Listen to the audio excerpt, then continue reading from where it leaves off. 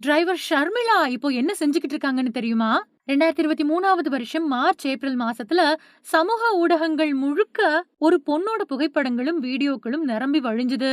கோயமுத்தூரோட முதல் பெண் பேருந்து ஓட்டுநர் அப்படிங்கிற பெருமையோட 24 வயசு ஷர்மிளா பஸ் ஸ்டியரிங் சக்கரத்த பிடிச்சு ஓட்டக்கூடிய காட்சிகள் வைரலாச்சு.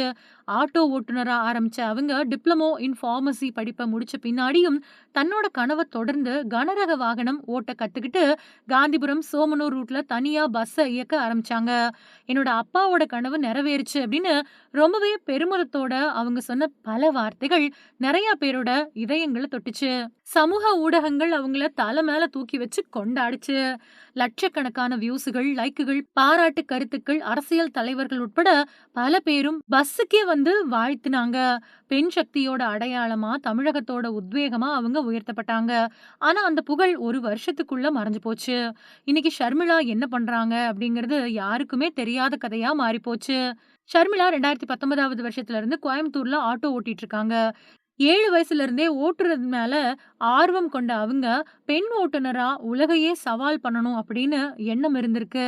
கனரக வாகன உரிமம் பெற்று விவி டிரான்ஸ்போர்ட் நிறுவனத்துல பணியில சேர்ந்தாங்க. அவங்களோட திறமையான ஓட்டுதல் பணி பயணிகளோட பாராட்ட பெற்றது. ஆனா ஜூன் 2023 23ஆம் தேதி தமிழக மக்கள் நலன்துறை அமைச்சரும் எம்பியுமான கனிமொழி அவங்களோட பஸ்ல பயணம் பண்ணாங்க.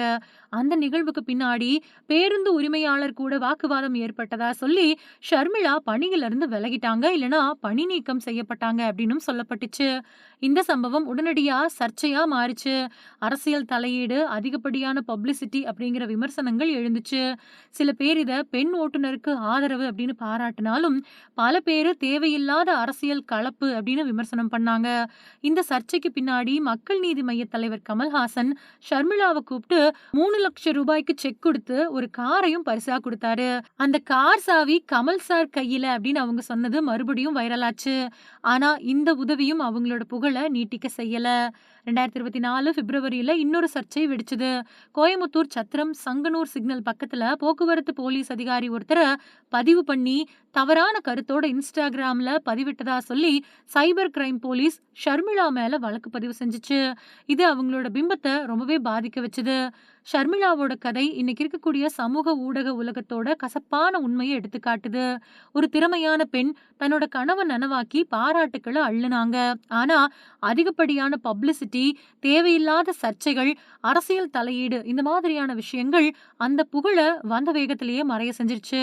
திறமை இருந்தும் ஓவர் எக்ஸ்போஷர் வாழ்க்கைய தலைகீழா மாத்திடும் அப்படிங்கிறதுக்கு இவங்க தான் சாட்சி. இன்னைக்கு ஷர்மிளா என்ன பண்றாங்க அப்படிங்கிறது பொதுமக்களுக்கு பெரிய அளவுல தெரியல.